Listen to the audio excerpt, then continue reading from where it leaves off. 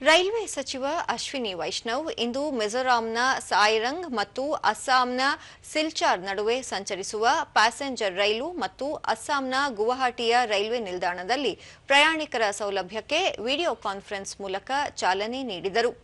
ಈ ಸಂದರ್ಭದಲ್ಲಿ ಈಶಾನ್ಯ ವಲಯದಲ್ಲಿ ಸಿಲ್ಚಾರ್ ಪ್ರಮುಖ ಕೇಂದ್ರವಾಗಿದ್ದು, ಈ ವಲಯದ ಪ್ರಯಾಣಿಕರಿಗೆ ಹೆಚ್ಚಿನ ಅನುಕೂಲ ಕಲ್ಪಿಸಲಿದೆ ಎಂದು ತಿಳಿಸಿದರು.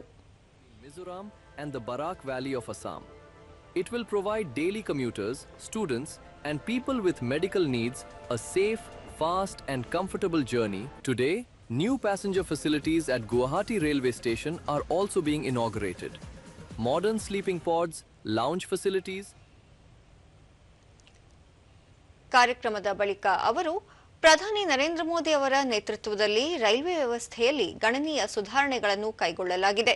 ಈಶಾನ್ಯ ವಲಯದ ರೈಲು ಸಂಪರ್ಕಕ್ಕೆ ಆದ್ಯತೆ ನೀಡಲಾಗುತ್ತಿದ್ದು, ರೈಲ್ವೆ ಯೋಜನೆಗಳಿಗಾಗಿ 11,000 ಕೋಟಿ ರೂಪಾಯಿಗೂ ಅಧಿಕ ಅನುದಾನ ಒದಗಿಸಲಾಗಿದೆ ಎಂದು ಹೇಳಿದರು. ಕಳೆದ 11 ವರ್ಷಗಳಲ್ಲಿ ಈಶಾನ್ಯ ವಲಯದಲ್ಲಿ 1,900 ಕಿಲೋಮೀಟರ್ ಉದ್ದದ ಹೊಸ ರೈಲ್ವೆ ಮಾರ್ಗಗಳನ್ನು ನಿರ್ಮಿಸಲಾಗಿದೆ ಎಂದರು.